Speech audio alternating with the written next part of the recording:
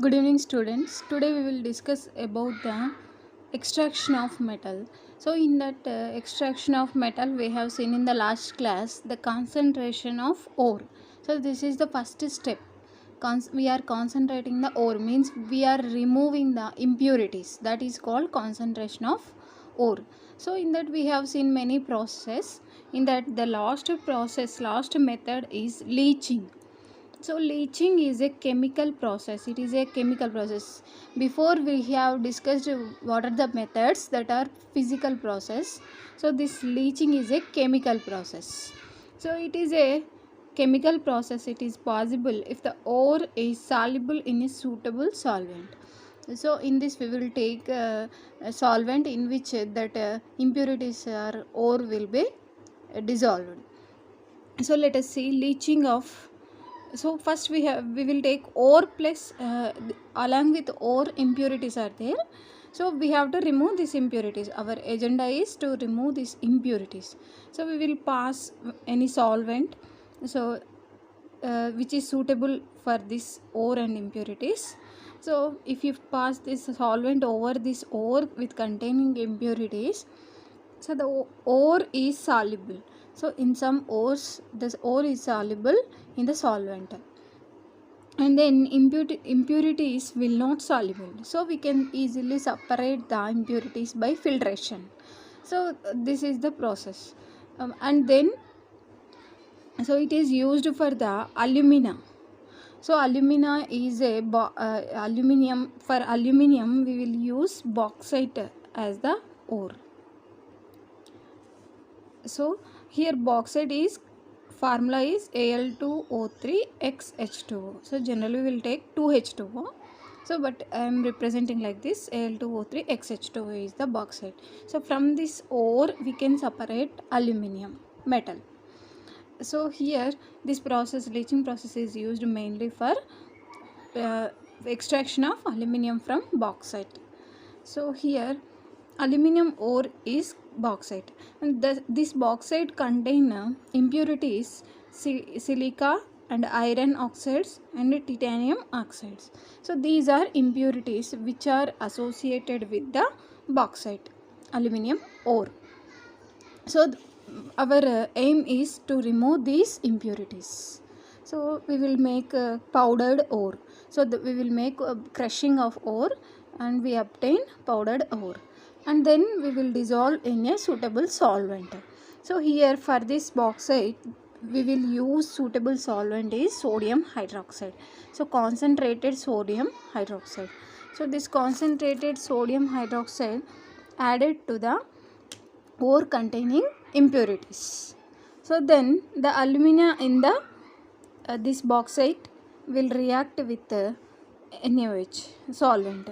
So this is the solvent, and in this solvent this ore will be dissolved and it will form sodium tetraaluminate. So this is called sodium tetraaluminate, and impurities will not dissolve in the solvent, means we can separate them by filtration. So this is the method. And this sodium tetraaluminate then passed through the carbon dioxide gas and along with water. So here from the sodium tetraaluminate we have to extract the Al2O3. So means we have to remove this sodium part. So we will pass through the carbon dioxide gas and water, and it will be removed it will be precipitated as Al2O3. So this Al2O3 is precipitated. This we want. So which is extraction of aluminium is taken. So here this sodium tetraaluminate, the reaction involved in this process is sodium tetraaluminate reacts with carbon dioxide gas and it will form Al2O3XH2O. So this is bauxite. So bauxite contain some impurities, and impurities are removed, and then it will pass through the carbon dioxide and we will get the alumina. So this hydrated alumina Al2O3XH2O, and then sodium bicarbonate is the byproduct, means sodium is removed as the sodium bicarbonate, and then So it will heated at the temperature 1470 Kelvin. So by heating it will loses this water and we will get Al2O3. So this is the concentrating the ore. So these are all process methods we have discussed, or we are concentrating the ore, means we are removing the impurities. So in any method, if you take, our aim is to remove the impurities from the ore. So then it is also used for the silver and gold ores. So for this solvent is used as aqueous sodium cyanide or potassium cyanide. It is the solvent which is used for the separation of impurities from the silver ore and gold. And here oxygen is also used. So this mixture is used for the silver and gold ores. Let us see the reaction involved in this metal. Metal means either silver or gold, and it will pass through the aqueous sodium cyanide and then oxygen gas. So when it is passed through this, so it will form metal dicyanide and also NaOH. So if you take sodium, or so it will form sodium hydroxide. So like that, so we have separated the impurities, and then this metal dicyanide reacts with the zinc, and here forming zinc tetracyanide and metal. So from this we have to remove cyanide, so we will use zinc. So here the zinc acts as, so it will undergo from zinc to zinc plus 2, so means oxidation. So it acts as reducing agent here. So from this mixture, from this product we will remove this Cn, so by using zinc metal. So this is the leaching, which is a concentrating ore method. And then so we have removed the impurities from the ore. So then what is the purpose? So here after removal of impurities, we have to convert the metal oxide or metal sulfide, that ore, to metal. So we want metal from that ore. So for example, after concentrating the ore, for example Fe2O3 is there, we have removed the impurities. So after removing impurities, we want to extract the iron metal, right? So our aim is, the final aim is to extract the metal. So this from this we have to extract the iron, means what we have to do here, from Fe2O3 we have to remove the oxygen part, means it is nothing but which process? Removal of oxygen is reduction. So here we have to do reduction to get the metal from ore, concentrated ore. So this is called concentrated ore after removal of impurities. And generally oxides are easier and suitable for reduction. So for this reduction, oxides will very easily participate in the reduction. So we have to convert the ore into oxide first. So if you use a direct oxide ore, no problem. But if you use like this for iron, if you use sulfide ore, then we have to convert this sulfide ore into oxide. Then only we can reduce easily the iron oxide to iron. So sulfide ore, if you take sulfide ore for example, it first converted into oxide ore, then it will participate in the reduction easily. So here this occurs in 2 steps. The first step is conversion to oxide. First we have to convert the sulfide ore into oxide, and then we will do the reduction part. So this involves the 2 processes, conversion to oxide and reduction of oxide to metal. So in that, the first one, conversion to oxide. So in this conversion to oxide, the first method is calcination.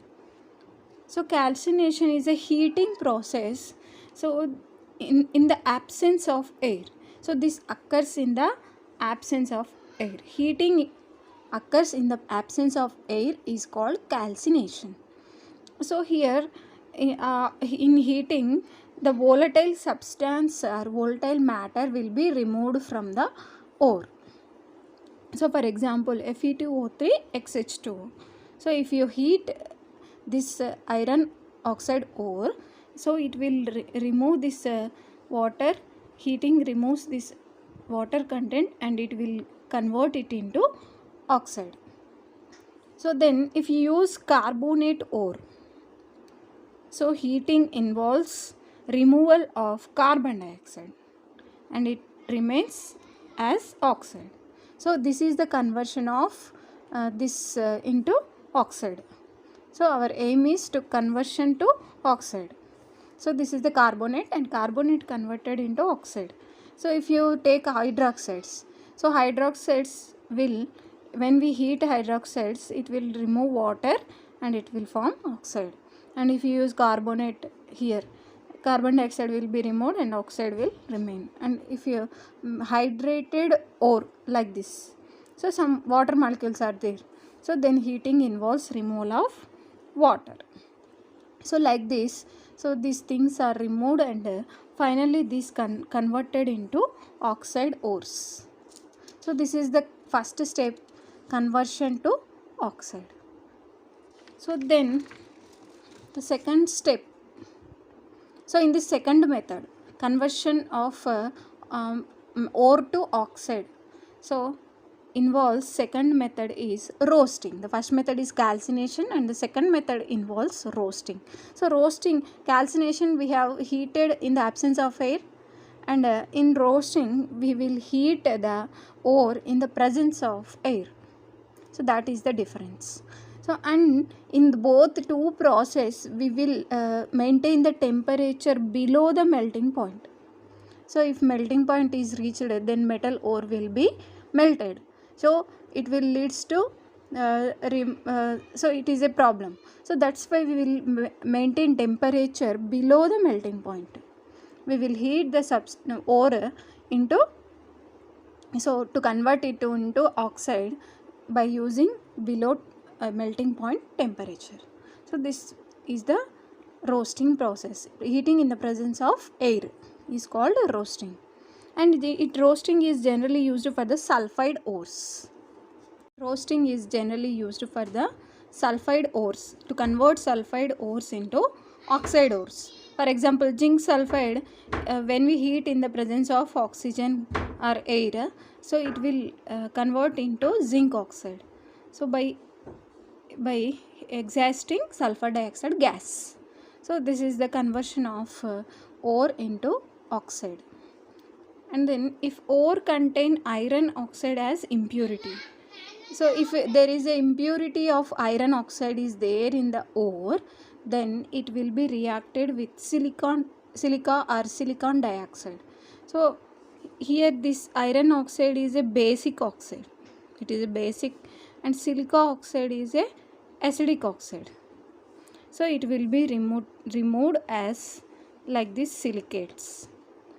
So if basic oxide is there, then we will use acidic oxide to remove that impurity. If acidic impurity is there, then we will use basic oxide as to remove that acidic impurity. So like this we will remove the impurities, and also we will convert metal ore into oxide. So this is the first step. And then second step, after conversion of ore into ore oxide, then we have to reduce.